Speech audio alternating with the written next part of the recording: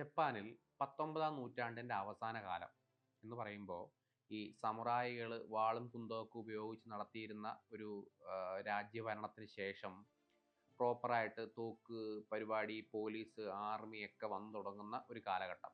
സമുറായിസിൻ്റെ ശക്തി ക്ഷയിച്ചു തുടങ്ങുന്ന ഒരു കാലഘട്ടം.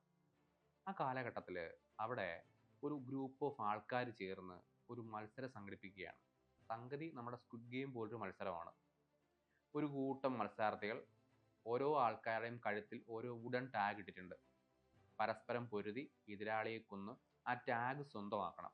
ഓരോരോ ലെവലായിട്ടാണ് ഈ ഗെയിം നടത്തുന്നത്. ഓരോ ലെവൽ കടക്കാനും ഇത്ര ഇത്ര ടാഗുകൾ നിങ്ങൾ ശേഖരിക്കണം. അതായത് അത്രയധികം ആൾക്കാരെ കൊന്നേ പറ്റൂ. ഏറ്റവും അവസാനം ജയിക്കുന്ന ആൾക്ക് 1,00,000 yen കൊടുക്കുകയും ചെയ്യും. ഈ മത്സരത്തിൽ ഒരുപാട് പേര് പങ്കെടുക്കുന്നുണ്ട്. കാരണം വേറൊന്നുമല്ല, കോളറ മൂലവും പട്ടിണി മൂലവും ഒരുപാട് ദാരിദ്ര്യത്തിലായ പല സമുറായിസും പല ആൾക്കാരും ഈ ഗെയിമിൽ പങ്കെടുക്കുന്നു. അങ്ങനെ ഇതിൽ തൻ്റെ കുടുംബത്തിനെ പട്ടിണിയിൽ നിന്നും കരകയറ്റാൻ വേണ്ടിയിട്ട് നമ്മുടെ നായകൻ ഷുജിറോ സാഗയും മത്സരിക്കുന്നു. ഈ ഷുജിറോ സാഗയ്ക്ക് ഒരു വലിയ പാസ്റ്റ് ഉണ്ട്. പുള്ളി സമുറായികൾക്കിടയിലെ ഒരു ഐക്കൺ തന്നെയായിരുന്നു. ഈ മത്സരം മുന്നോട്ട് പോകുന്തോറും ഷുജിറോ സായയ്ക്ക് പല സംശയവും തോന്നുന്നു. ആരാണ് ഇത് നടത്തുന്നത്? എന്തിനാണ് ഇവർ നടത്തുന്നത്?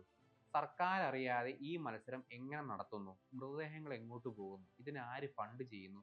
അങ്ങനെ ഒരുപാട് ചോദ്യങ്ങൾ ഉണ്ടാകുന്നു.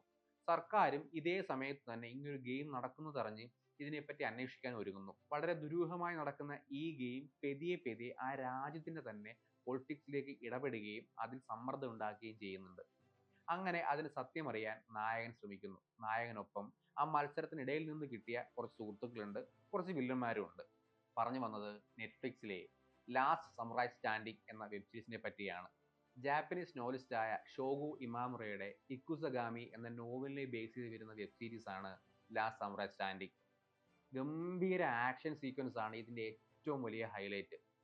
ഒരുപക്ഷെ പീരീഡ് ഡ്രാമ അല്ലെങ്കിൽ സമുറായി ഫൈറ്റുകൾ കാണാൻ ഇഷ്ടപ്പെടുന്നവർക്കുള്ള ഏറ്റവും വലിയ ട്രീറ്റ് ആയിരിക്കും ലാസ്റ്റ് സമുറായ് സ്റ്റാൻഡിംഗ്. ഒരുപക്ഷെ 2025 തന്നെ ഏറ്റവും മികച്ച വെബ് സീരീസ് ഉള്ള ഒന്നുകൂടിയാണ് last samurai standing. Season 2 already green light ചെയ്ത ഈ വെബ് സീരീസ് ഇപ്പോൾ നെറ്റ്ഫ്ലിക്സ് ഒരു ഇൻസ്റ്റന്റ് ഹിറ്റായി മാറിക്കൊണ്ടിരിക്കുകയാണ്. പീരീഡ് ആക്ഷൻ ത്രില്ലേഴ്സ് കാണാൻ ആഗ്രഹിക്കുന്നുള്ള ഏറ്റവും മികച്ച ഓപ്ഷനാണ് നെറ്റ്ഫ്ലിക്സിലെ ലാസ്റ്റ് സമുറായ് സ്റ്റാൻഡിംഗ്.